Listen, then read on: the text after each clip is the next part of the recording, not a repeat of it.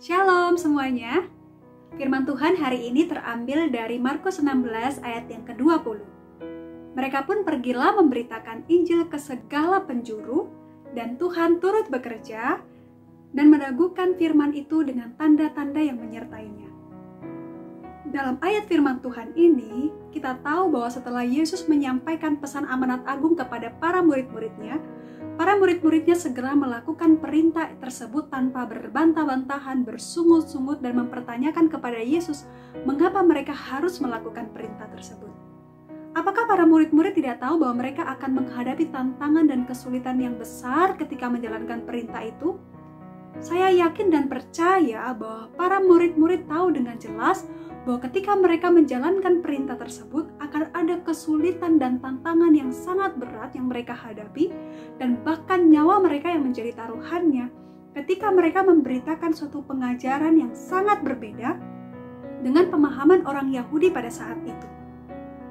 Namun meskipun mereka sudah tahu bahwa mereka akan dibantah habis-habisan dan bahwa tidak ada seorang pun yang mendukung mereka, hal itu tidak menyurutkan semangat mereka untuk memberitakan Injil kepada setiap orang yang mereka temui dan bahkan ke segala penjuru bumi. Karena para murid-murid sangat yakin dengan jelas bahwa ketika Yesus memerintahkannya, Yesus juga yang akan turut bekerja dalam diri mereka dan akan meneguhkan setiap pemberitaan yang mereka sampaikan dengan tanda-tanda yang menyertai mereka.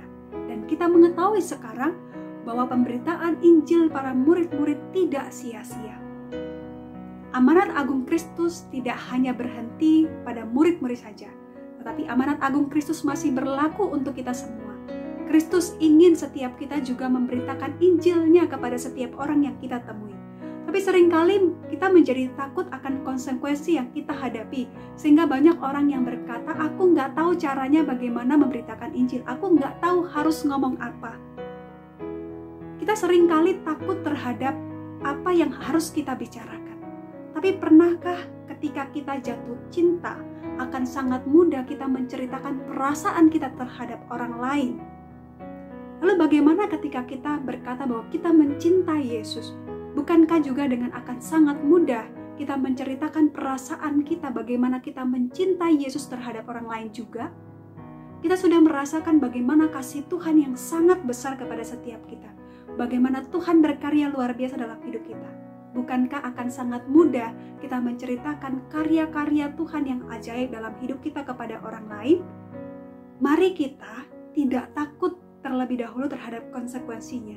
Tapi percayalah, ketika Tuhan memanggil kita, Dia juga yang akan memperlengkapi kita. Pergilah, beritakanlah Injil, dan yakinlah Tuhan akan memperlengkapi kita. Mari kita berdoa. Terima kasih Tuhan untuk kesempatan yang Tuhan berikan bagi kami untuk kami juga boleh menjalankan amanat agung Kristus Tuhan. Tolonglah kami Bapa untuk kami mampu untuk memberitakan akan Injil Tuhan kepada setiap orang yang kami temui. Di dalam nama Tuhan kami Yesus Kristus kami berdoa. Amin.